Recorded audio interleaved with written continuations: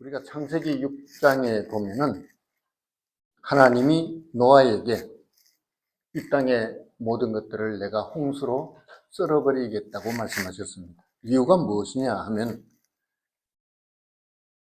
여호와께서 사람의 죄악이 세상에 가득함과 그의 마음으로 생각하는 모든 계획이 항상 악할 뿐임을 보시고 땅 위에 사람 지으셨음을 한탄하고 근심했다 그랬습니다. 그리고 6장 12절에 보면 하나님이 보신즉 땅이 부패하였으니 이는 땅에서 모든 혈육 있는 자의 행위가 부패함이었더라 그렇게 말씀하고 있습니다. 그래서 하나님은 노아와 그 가족들을 방주에 태우고 그리고 나머지 세상의 온 땅을 홍수로 멸하셨습니다. 문제는 노아가 살고 있던 시대하고 지금 우리가 살아가고 있는 시대하고 여러분 비교를 한번 해보시기 바랍니다. 어떻다고 생각합니까? 어떤 사람은 그러겠죠. 야, 아무리 그래도 그랬지 지금이 훨씬 사람들이 양심적이고 도덕적으로나 신앙적으로 볼 때 훨씬 낫다고 생각할 것입니다. 왜 그렇게 생각합니까? 만일에 우리도 노아 시대 때처럼 사람들이 패역했더라면 벌써 이 땅은 또다시 물심판은 하나님이 두 번 다시 안 하신다 그랬으니까 불심판으로 이 세상이 엉망진창이 되었을 것인데 그런 일이 일어나지 아니했으니 그래도 그때보다는 우리가 하나님을 잘 섬기고 또 이 세상도 살만한 세상이 아니냐 그렇게 생각할 수 있습니다.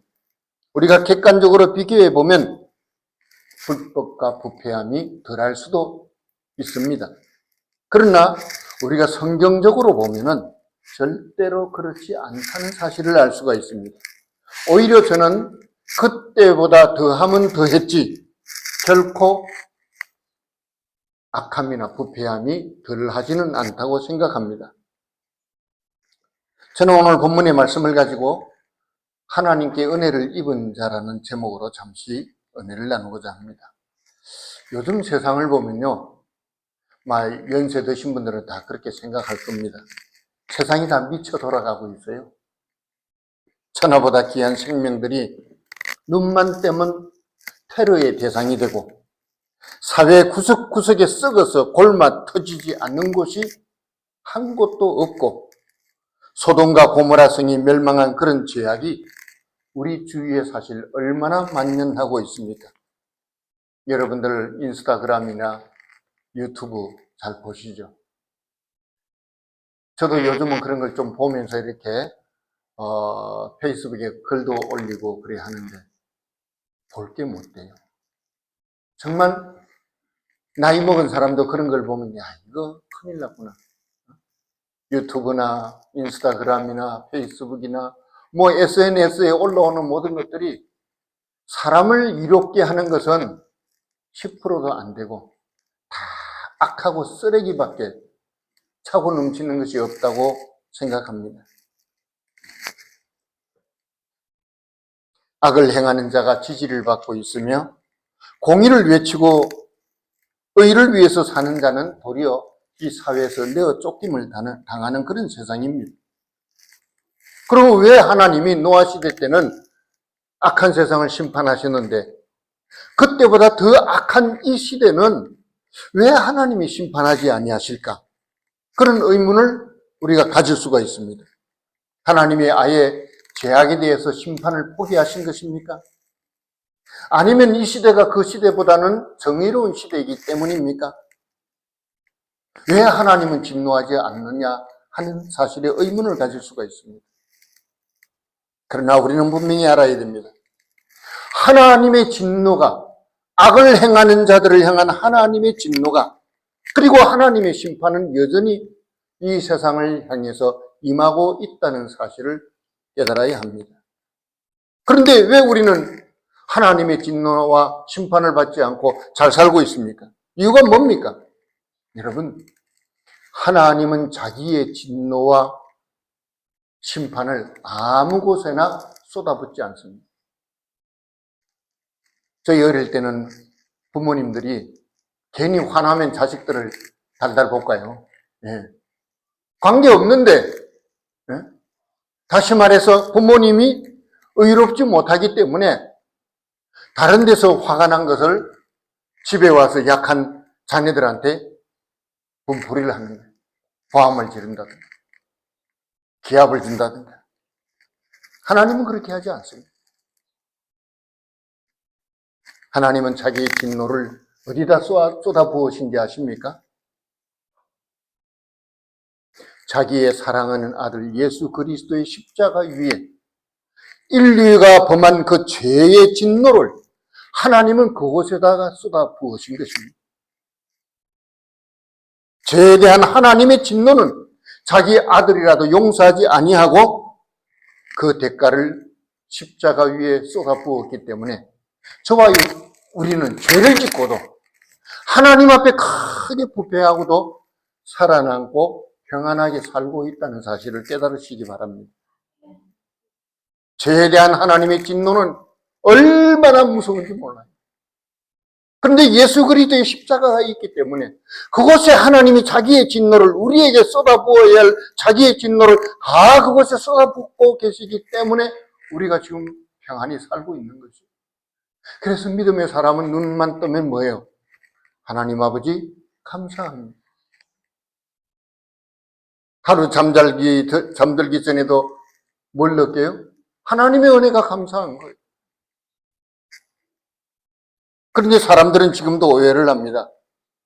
하나님은 사랑이 하나님이시니까 다 이해해 주시고 용서해 주시고, 그러니 우리가 잘못을 범해도 큰 걱정할 일이 없다고 생각합니다. 그러나 하나님은 지금까지 인간들이 지은 범죄를 한 번도 못 본 척하고 지나가신 적은 없습니다.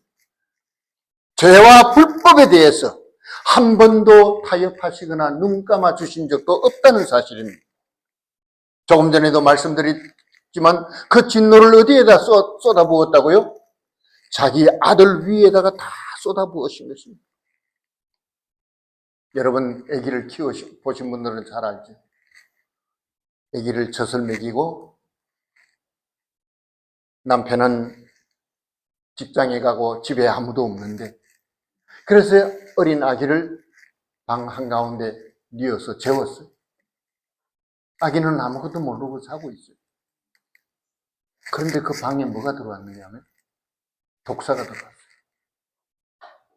독사가 싹 하면서 들어와가지고 아기에게로 다가가는 것을 어머니가 봤어요. 그럼 어떻게 합니까, 어머니가? 목숨을 걸고 독사로부터 아기를 보호하잖아요. 어머니는 자기가 독사의 독으로 인해서 죽을 각오를 하고 어린 생명을 보호합니다. 그래서 그 독사를 물리쳤어요. 그런데 아기는 알아요, 몰라요? 아무것도 모르고 자요.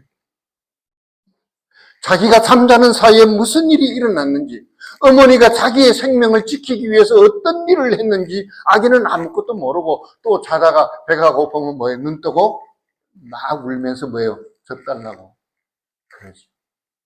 바로 이것이 우리를 향한 하나님의 사랑입니다. 나는 몰랐는데 하나님은 자기 아들을 우리의 죄값으로 십자가에 살을 찢고 피 흘려 죽게 하도록 희생하신 사랑이 오늘 저와 여러분 가운데 충만한 줄 믿습니다. 나는 몰랐는데 예수님은 나를 위해서 생명을 버리신 것입니다. 여러분, 세상에서 제일 큰 죄가 뭔 줄 아십니까? 불신앙입니다. 하나님을 믿지 아니하는 죄보다 이 세상에 더 큰 죄는 없다고 성경은 분명히 말씀하고 있습니다. 예수 그리스도의 십자가의 보혈의 은총으로 구원받는 그 십자가의 복음을 거부하고 그것을 믿지 아니하는, 하나님의 사랑을 의심하는 그 죄보다 큰 것은 없다고 말씀하고 있습니다. 그러면 세상에서 제일 행복한 사람은 어떤 사람이죠? 시편 기자도 말씀하고 있죠. 용서의 은혜를 입은 자. 하나님께 용서를 구하고 회개하고 그래서 사죄의 은총을 여호와께로부터 얻은 자보다 이 세상에 더 행복한 사람은 없다고 시편은 말씀하고 있습니다. 성경은, 아니 하나님은 우리가 인생의 과거에 어떤 삶을 살았다는 것은 따지지 않습니다. 과거에 내가 어떤 삶을 살았는가, 그 아무런 문제가 되지 않아요. 진짜 중요한 건 뭡니까? 하나님이 보시는 것은 하나님의 말씀에 대한 저와 여러분들의 반응을 먼저 보시는 것입니다. 오늘 본문에 돌아가서 제사장 hil기야라는 사람이 나오는데, 이 제사장 hil기야가 여선지자 훌다라고 하는 사람에게 가서 여호와의 말씀을 듣는 장면입니다. 이 훌다라는 여선지자는 이스라엘에게 두 가지의 말씀을 전합니다. 첫째는 16절에 기록된 대로 여호와 하나님이 이 땅에 재앙을 내리시겠다는 말씀입니다. 그 말씀이 신명기 28장 15절로부터 68절에 다 기록되어 있는 말씀이에요. 이스라엘을 재앙 가운데 던지겠다는 것입니다. 두 번째는 요시야 왕에 대한 예언입니다. 19절에 보니까 여호와의 말씀을 요시야 임금이 듣고 무슨 그런 일이 일어날까? 하나님은 자비로우신 하나님이 있는데 설마 그런 일이 일어날까? 하고 말하지 아니하고 저주의 말씀을 듣고 어떻게 했어요? 회개했어요. 자기의 죄를 깨닫고 하나님 앞에 용서를 구한 것입니다. 그랬더니 하나님은 요시야 임금 때 내가 이 땅에 재앙을 내리지 아니하겠다고 말씀하셨습니다. 그런데 요시야 임금이 무엇을 했죠? 하나님 앞에 재앙의 메시지를 듣고 회개하고 나서 종교개혁을 일으킵니다. 유다 땅 안에 있는 우상 숭배하는 자들을 다 우상을 금지시키고 우상을 다 회파하고 불태우고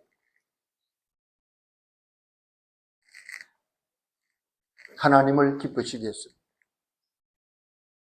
그러나 하나님은 물론 심판을 아예 멈춘 것은 아니라는 사실입니다. 오늘 보면 17절을 보시기 바랍니다.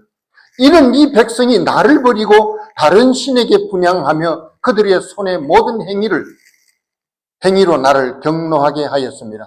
그러므로 내가 이곳을 향하여 내린 진노가 꺼지지 아니하겠다고 했습니다. 하나님이 이스라엘에게 내리시려고 한 재앙이 무엇일까요? 어디를 가든지 저주가 따라다닐 것이라 그랬습니다.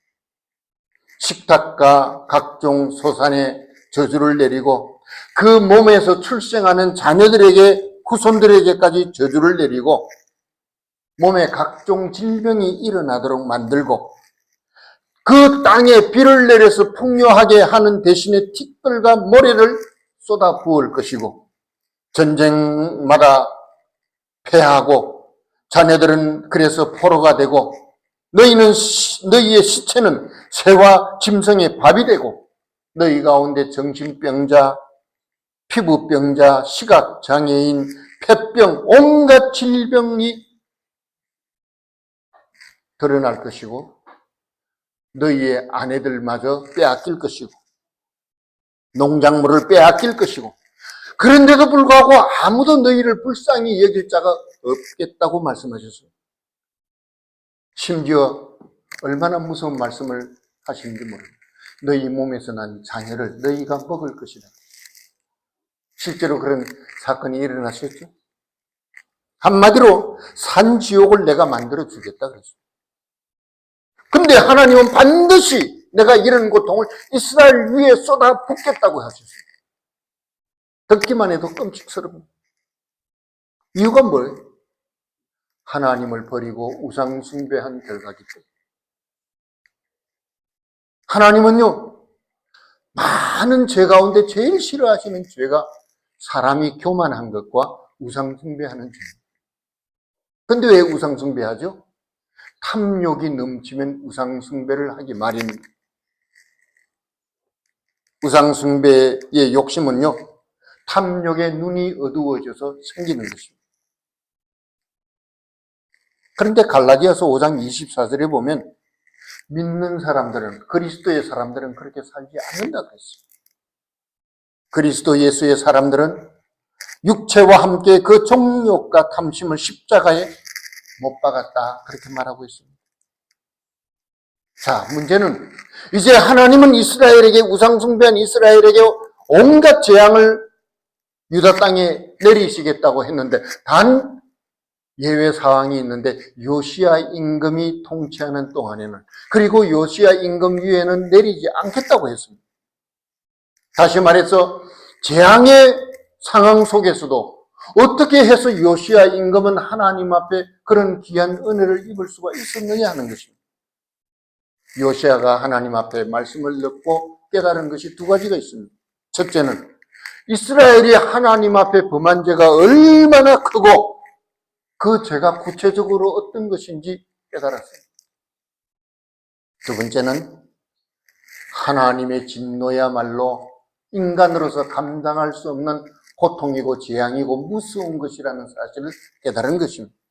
그래서 그는 여호와의 말씀을 듣고 깨닫고 하나님 앞에 회개했어요. 자기 옷을 찢었습니다.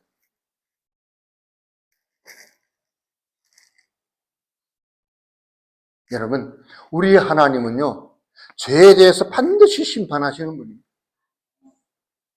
그러나 아무리 큰 죄를 짓는다 할지라도 하나님 앞에 용서를 구하고 자기 가슴을 찢으면서 회개하는 심령은, 하나님은 그가 과거에 어떤 죄를 지었든지 상관없이 다 용서하시는 분인 줄 믿기를 바랍니다. 죄를 범한 인간에게는 온갖 재앙과 심판을 내리심에도 불구하지만 그 죄를 깨닫고 회개하고 하나님께로 돌아오는 사람에게는 하나님이 용서와 자비를 베푸신다는 사실입니다. 우리가 잘 아는 다윗왕이 있었죠. 다윗왕의 죄가 얼마나 큽니까? 제가 생각해도 그 사람은 용서하기가 어려워. 자기를 위해서 충성을 다해서 전쟁터에 목숨을 걸고 나가서 싸우는 우리야 장군의 아내를 어떻게 했어요? 훔쳤잖아요. 그런데 그것으로 끝나지 않았어요. 또 뭐 했어요? 우리야 장군을 적진 한가운데 보내서 일부러 죽게 만들었어요. 여러분은 용서할 수 있겠어요?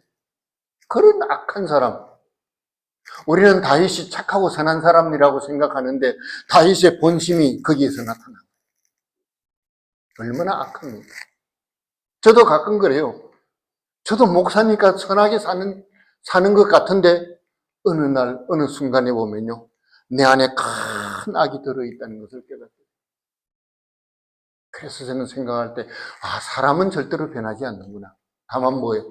은혜의 삶을 살고 있기 때문에 나의 그 악한 본성이 십자가 아래로 내려가고 하나님의 은혜가 나를 지배하기 때문에 내가 하나님이 기뻐하시는 삶을 살고 있는 것이지, 내가 하나님을 떠나는 순간에 뭐가 올라와요? 십자가 앞에 감춰졌던 온갖 악하고 더럽고 부패한 것들이 순식간에 올라옵니다. 그 사람들 그런 게 많죠. 요즘도 뉴스를 보면은, 아이고, 그렇게 법 없이도 살 사람인데 그 사람이 사람을 죽여?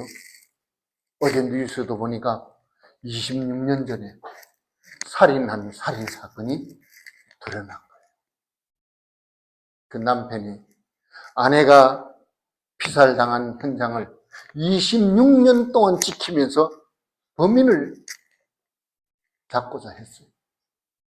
예수 안 믿는 사람도 그런 집요한 생각을 가지고 내 아내를 무고하게 참살시킨 사람을 꼭 잡아야겠다.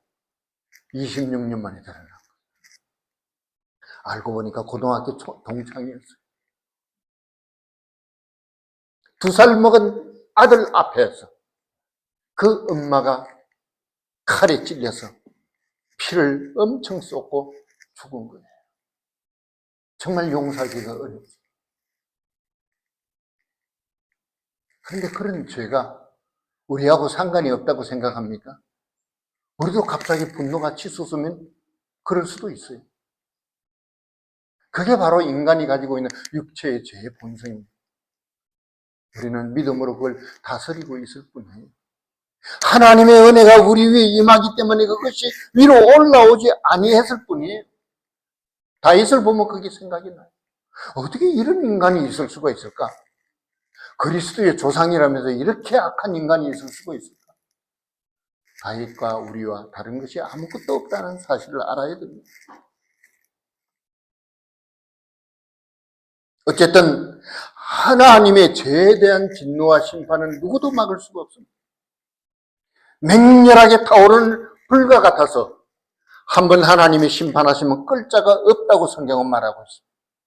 역대하 33장 12절로부터 13절에 보면 이스라엘 왕이 19대 왕이었고 유대 왕은 20명의 왕이었어요. 그래서 이스라엘과 유다 왕을 다 합하면은 39명의 왕. 구약 성경이 39권이죠. 39명의 왕 중에서 가장 악독한 왕이 누군 줄 압니까? 이 므낫세 임금입니다. 그래서 역사가들은 평가하기를 므낫세는 이스라엘의 역사 가운데 가장 나쁜 왕이라고 그랬어요. 그런데 가장 나쁜 왕이요. 몇 년을 이스라엘을 통치한 줄 알아요? 예, 55년을 다스렸어요. 보통 보면 뭐 10년도 다스리고 어떤 사람은 뭐 일주일 만에 왕 하다가 맞아 죽고 보통 보면 10몇 년, 20몇 년인데 가장 악한 왕인데 55년을 다스렸어요. 여러분 이걸 어떻게 생각합니까?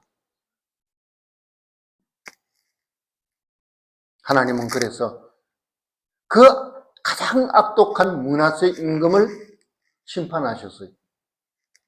그래서 전쟁이 일어나서 포로가 되어서 그 죄값으로 이방 땅에 바벨론에 끌려갔어요.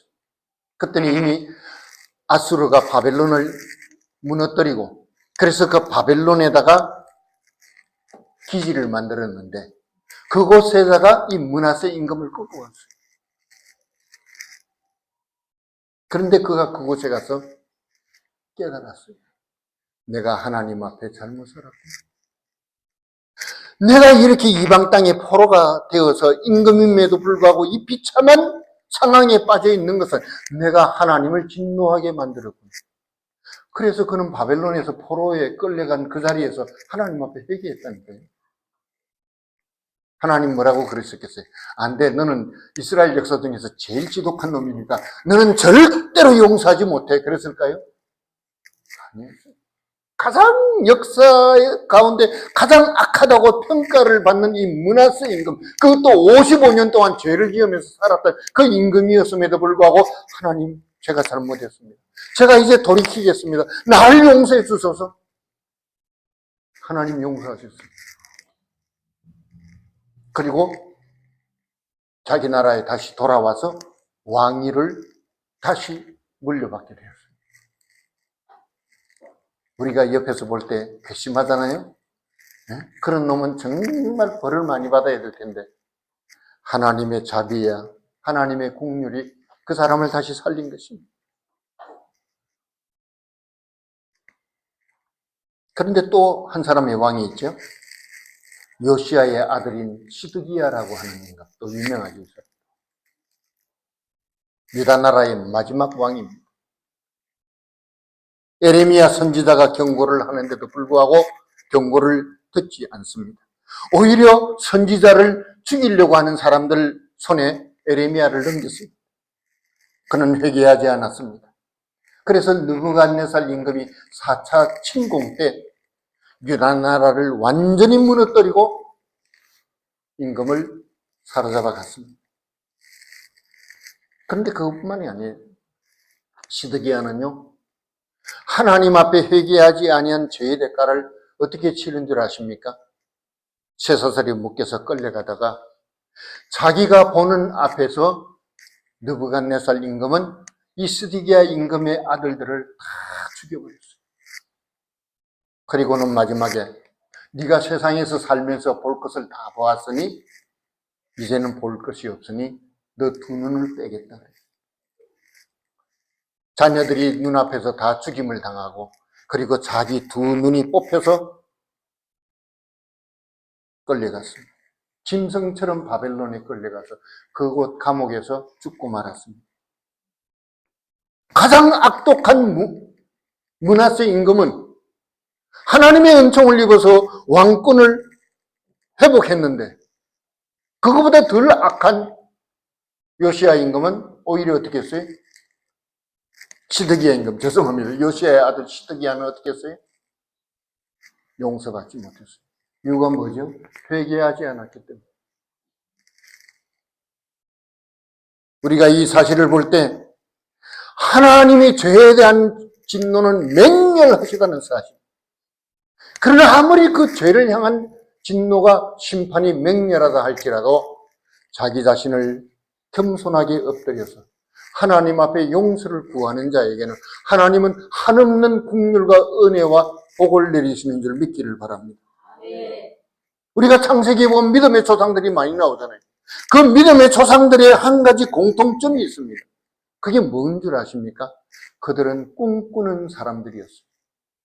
창세기에 보면 꿈 얘기가 많이 나오잖아요. 근데 아브라함, 이삭, 야곱, 요셉, 심지어 다니엘과 같은 사람들도 다 뭡니까? 꿈꾸는 사람들. 꿈이 뭐죠? 사람의 생각이에요.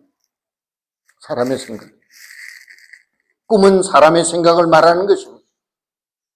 요셉이 형님들한테 배신을 당하고 사기를 당하고 노예로 팔리고 억울하게 감옥에 갔습니다. 인생의 별의별 일을 요셉은 다 당했어요. 저도 이제 은퇴를 하고 이렇게 생각해 보니까 참 나도 선교사 41년 동안에 별의별 일을 다 당했네. 예배처를 빼앗기고 그래서 예배할 곳이 없어서 공원에 가서 예배를 드릴 때 많았고 공원에서 예배를 드리다가 비가 와서 신자 집에 가서 예배를 드릴 때도 있었고 교회 재정을 또 빼앗길 때가 있었고 일본 교회가 다 가져가서 그뿐만 아니라 뭐 별의별 일들 뒤통수를 얼마나 많이 맞았는데도 불구하고 뒤통수가 반반한 거 보니까 하나님의 은혜 같아요. 별의별 일들을 다 당했는데 성경에 보니까 요셉도 그래요.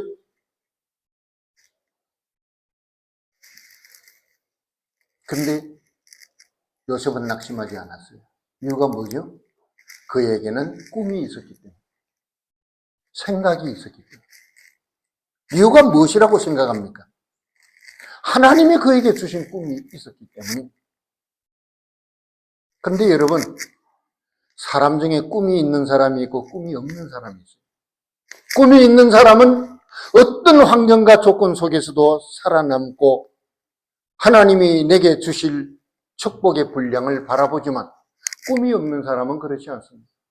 제가 가만히 한 교회에서 41년 동안 목회를 하면서 관찰을 해보니까 꿈이 없는 사람들은요, 화를 잘 내요.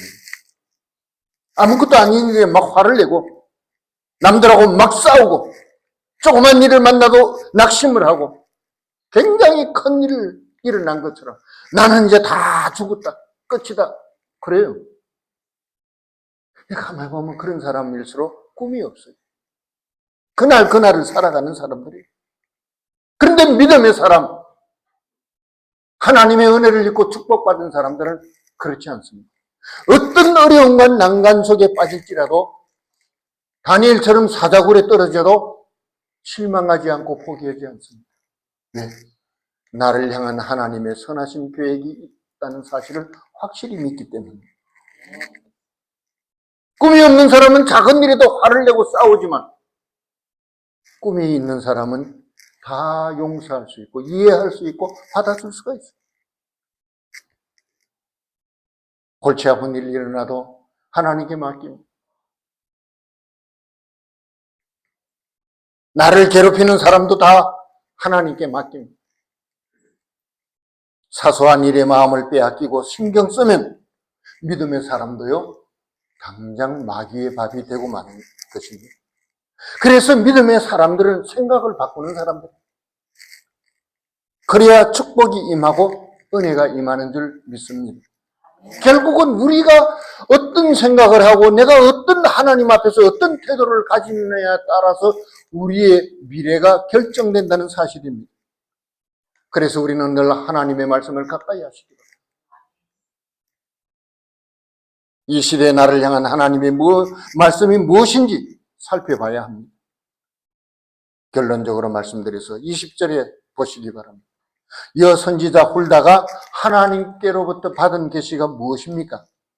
요시야 임금이 죽을 때까지 하나님의 은혜로 돌보신다는 말씀입니다.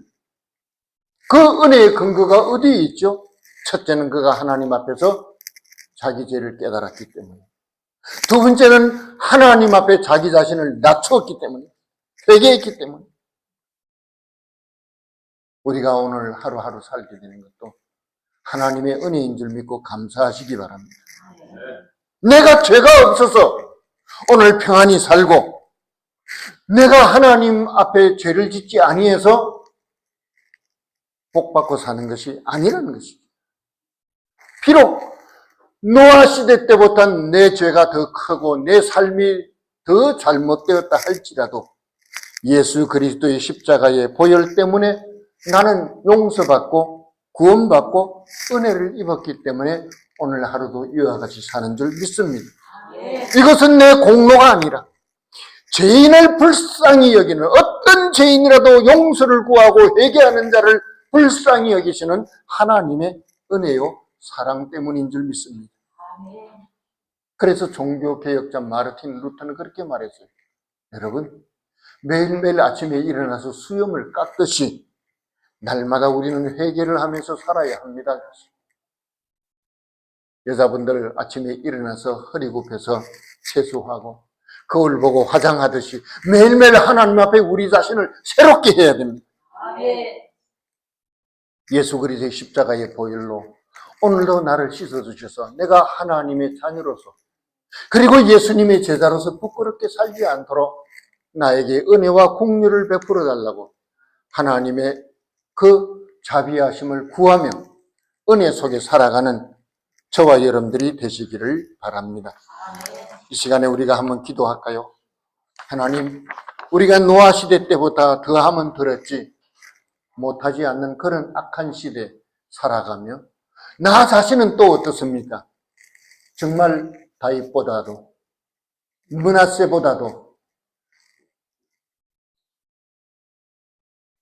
시드기야 임금보다도 더 악한 죄인이지만 우리는 예수 그리스도의 십자가의 보혈에 국류를 입었습니다.